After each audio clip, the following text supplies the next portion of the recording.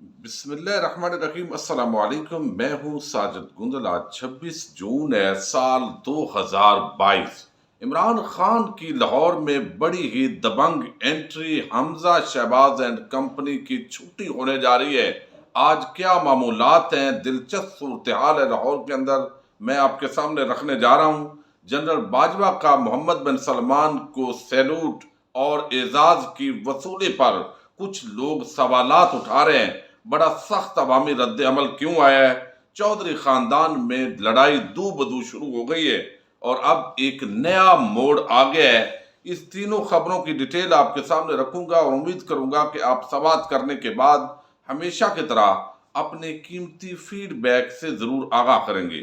ہم نے دیکھا کہ جس طریقے سے چودھری برادران پہلی مرتبہ آپس کے اندر تقسیم ہوئے اور پرویز الہی خاندان اور شجاعت خاندان کے اندر یہ لڑائی جاری تھی، لیکن اسی دوران اس پوری صورتحال کے اندر جو ہے وہ چودھری وجاہت حسین کی انٹری ہوئی ہے۔ پھر ایک نئی سیاسی جماعت کے اعلان کے حوالے سے ایک بڑا دعویٰ سامنے آیا ہے، اور پھر چودھری وجاہت حسین نے جس طرح کا ایک سنگین الزامات لگائے چودھری سالک پر کہ انہوں نے ڈالرز وصول کیے ہیں آصف زرداری سے، اور پھر گجرات کے اندر ان کا کوئی سٹیک نہیں ہے، کوئی ووٹر نہیں ہے، گجرات سے ان کا کوئی تعلق نہیں ہے۔ تو اب چودھری شجاعت حسین کی اگرچہ صحت بھی خراب ہے، لیکن چودھری شجاعت حسین نے آج بڑے سخت رد عمل کا اظہار کیا ہے، اور اس سے واضح ہوتا ہے کہ چودھری خاندان کے درمیان جس طریقے سے کچھ لوگوں نے پھوٹ ڈالنے کی کوشش کی ہے وہ کامیاب ہوئی ہے۔ طارق بشیر چیمہ ہوں یا کچھ خفیہ کردار ہوں، یقیناً اس پر جو ہے وہ ایک تو 5 مرتبہ آپس کے اندر خاندان کو جوڑنے کے لیے مذاکرات ہوئے، لیکن ہر مرتبہ یہ مذاکرات ناکام ہوئے، اور یہ بھی پھر کہا گیا کہ اختلافات کے باوجود آپس میں ایک ہونے کا تاثر قائم کیا جائے، لیکن یہ تاثر بھی قائم نہیں رکھا جا سکا۔ اب چودھری شجاعت حسین نے جو جواب دیا ہے وہ کہتے ہیں میرے چھوٹے بھائی چودھری وجاہت حسین نے ہمارے گھر گجرات میں لوگوں سے چند باتیں کی ہیں۔ نیشنل لیول کے ایک بڑے لیڈر آصف علی زرداری کے متعلق الزام تراشی کی ہے اور میرے بیٹوں پر الزام لگایا کہ انہوں نے ڈالر مانگے۔ اگر انہوں نے یہ باتیں کی ہیں تو یہ نہایت بیہودہ باتیں ہیں۔ اب وہ اپنے بھائی پر جو بیان ہے وہ بڑا سخت رد عمل دیا چودھری شجاعت حسین نے۔ وہ کہتے ہیں میں نے اپنے بیٹوں کی ایسی تربیت نہیں کی کہ میرے کہنے پر میرے بچے فی الحال خاموش ہیں۔ میں نے ان کو تلقین کی ہوئی ہے کہ ہمیشہ سچ بولنا ہے اور وعدے کا پاس رکھنا ہے۔ میرے کہنے پر ہی اپوزیشن کے متفقہ امیدوار چودھری وزیر اعظم شہباز شریف کو ووٹ ڈالا تھا۔ ہم نے کسی سے کوئی وزارت نہیں مانگی۔ آصف علی زرداری نے خود آ کر ہمیں مبارکباد دی تھی۔ چودھری وجاہت حسین نے یہ بھی کہا کہ 30 جون تک اگر مسلم لیگ نون سے ہم نے اتحاد ختم نہ کیا تو وہ نئی جماعت بنا لیں گے۔ پاکستان میں پہلے بھی سینکڑوں پارٹیاں بنی ہوئی ہیں، ایک اور بن جائے گی تو کیا فرق پڑے گا۔ پھر وہ کہتے ہیں کہ چودھری وجاہت نے یہ بھی کہا ہے کہ سیکرٹری جنرل و سابق وفاقی وزیر طارق بشیر چیمہ نے ہمارے خاندان کو تقسیم کر دیا ہے۔ طارق بشیر چیمہ کے متعلق جو بیان دیا ہے وہ غیر اخلاقی اور جھوٹ پر مبنی ہے۔ چودھری وجاہت نے الزام لگایا کہ میرے بیٹے مانگے تانگے کے وزیر بنے ہوئے ہیں اور ان کا کوئی حلقہ نہیں ہے۔ میں ان باتوں کا جواب کسی بھی وقت گجرات جا کر گجرات والوں کے سامنے دوں گا اور بتاؤں گا کہ کس کا کون سا حلقہ ہے۔ تو جو پورا چودھری وجاہت حسین نے الزامات لگائے تھے اس کو انہوں نے یہاں پر جو ہے وہ اس کا جواب دیا ہے، اور بڑی ہی افسوسناک صورتحال ہے۔ ایک طرف وعدوں کی پاسداری کی چودھری شجاعت بات کرتے ہیں، دوسری طرف جو ہے وہ وجاہت حسین نے یہی تو کہا تھا کہ عمران خان کے ساتھ ہم نے کمٹمنٹ کی تھی، ہم نے وعدہ کیا تھا، اسی لیے ہم الیکشن جیتے تھے۔ تو اب سیٹیں جو پی ٹی آئی کے ووٹرز کے ذریعے خیرات کے اندر ملی ہوئی ہیں اس پر بھی اب جو ہے وہ آگے ڈیلیں کی جا رہی ہیں۔ تو یہ صورتحال جو ہے وہ لڑکے جو ہیں چودھری خاندان کے ان کے درمیان سنگین ہو گئی ہے، اور اب یہ بظاہر جو ہے وہ جڑتی ہوئی صورتحال یہاں پر دکھائی نہیں دیتی۔ دوسری طرف ایک بڑی خبر ہے اور اس کا تعلق عمران خان کی سیاست کے ساتھ ہے۔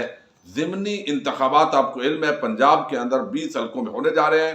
وہ لوگ جو لوٹے ہوئے تھے ان کا عوام نے جینا دوبر کر دیا ہے، اور اب باقاعدہ طور پر ایک بڑی زبردست قسم کی جو کیمپین ہے، الیکشن کیمپین ڈیزائن کی گئی ہے۔ پی ٹی آئی کے جو 4-5 بڑے جو لوگ ہیں، مراد سعید سے لے کر فواد چودھری، شہریار افریدی، علی محمد خان، اور پھر جو دیگر رہنما ہے وہ باقاعدہ ان کو ہر حلقے کے اندر جو ہے وہ بھیجا جا رہا ہے۔ عمران خان بھی مختلف حلقوں کے اندر جا رہے ہیں، اور آج لاہور کے اندر خان صاحب پہنچے ہیں۔ 4 ورکرز کنونشن ہے 4 حلقوں کے اندر۔ لاہور اس وقت سج چکا ہے۔ پہلے ہی مہنگائی نے جس طرح عوام کا جینا دوبر کیا ہے، تو نون لیگ شہباز شریف اور ان کی جو کمپنی ہے اس کی کامپیں ٹانگنا شروع ہو گئی ہیں، پراپیگنڈا کر رہے ہیں۔ لیکن عوام کا یہاں جس سے پوچھیں وہی ذکر کرتا ہے کہ ہم نے عمران خان کو ووٹ دینا ہے، چونکہ جب سے یہ امپورٹڈ حکومت آئی ہے اس وقت سے جو معاملات ہیں وہ خراب ہوئے ہیں۔ اور آج وہاں پر 4 ورکرز کنونشن میں میں شریک ہو رہا ہوں صدیق جان صاحب کے ہمراہ، اور ہم پوری جو صورتحال ہے اس کو بڑا کلوز جو یہاں عوامی رد عمل ہے اس کو بھی دیکھ رہے ہیں۔ تو اب یہاں پر عمران خان نے جو 4 حلقوں کے اندر آج جلسوں کا ورکرز کنونشن کا جو شیڈول فائنل کیا گیا ہے، اس کے اندر ایک ہے پی پی 168، یہاں پر آشیانہ روڈ پر جو ہے وہ مارکی ہے، تیر مارکی، وہاں پر ایک ورکرز کنونشن ہونے جا رہا ہے۔ پھر پی پی 158 ہے، اس کا ورکرز کنونشن ہونے جا رہا ہے۔ یہاں پر میاں اکرم عثمان اس حلقے میں تحریک انصاف کے امیدوار ہیں۔ پھر شام 6 بجے کے بعد ابو بکر بلاک واپڈا ٹاؤن میں پی پی 170 کے یہ ورکرز کنونشن ہے، اور پھر پی پی 169 میں عمر چوک کے قریب جلسے سے خطاب کریں گے، اور یہاں پر چودھری شبیر گجر ہیں، آپ کو علم ہے، جو نذیر چوہان کے مقابلے میں، تو وہ ایسے تو الیکشن کمیشن، نون لیگ اور یہ ایک گٹھ جوڑ جو ہے، یہ بغیر ای وی ایم مشین کا خاتمہ کرنا، یہ سارے ڈرامے بازی، یہ جتوانے کی کوشش ہوگی، لیکن یہ اتنا آسان نہیں ہوگا، کیونکہ عوام کی ایک غالب اکثریت جو ہے اس وقت امپورٹڈ حکومت جو ہے اس سے چھٹکارا چاہتی ہے۔ جب عمران خان یہاں پر داخل ہو رہے ہیں تو بڑا ہی لوگوں نے ایک کے اندر جوش و خروش ہے، حالانکہ گرمی بہت زیادہ ہے، 26 جون کا دن ہے، تو ہم اندازہ کر لیں اس کے باوجود لوگوں کے اندر جوش و خروش ہے، اور وہ امپورٹڈ سرکار حمزہ شہباز جو ہے اس کی چھٹی کروانا چاہتے ہیں۔ حالانکہ آئینی اور قانونی اعتبار سے دیکھیں تو اخلاقی اعتبار سے بھی ان کی چھٹی ہو چکی ہے، لیکن election commission, Lahore high court کی مہربانی سے، اور جو اس وقت آگے یہ سپریم کورٹ کے اندر جانے کی دوڑ ہے، بڑے بڑے شخصیات پر بڑے بڑے الزامات ہیں، اور کس طرح کے عجیب قسم کے کھیل عوام کے خلاف کھیلے جاتے ہیں، اس پر بھی لوگ بڑے حیران ہوتے ہیں۔ اب ایک بڑا معاملہ ہوا ہے، اور وہ یہ کہ بڑا ایک اعزاز ملا ہے۔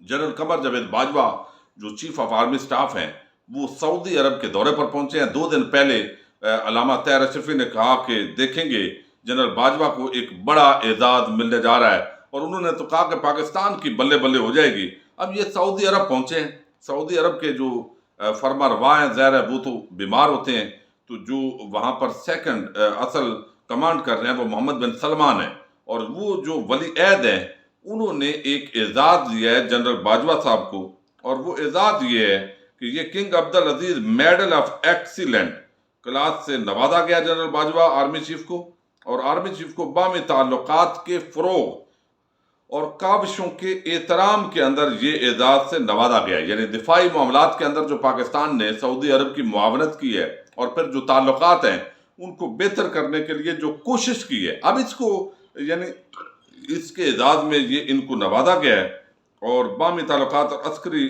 شعبوں کے اندر تعاون کے فروغ کا جائزہ بھی لیا گیا ہے۔ تو یہ یقیناً ایک پاکستان کے لیے بڑا اعزاز ہے، لیکن دوسری طرف جو عوام کا رد عمل ہے وہ پہلی مرتبہ بڑا سخت آیا ہے۔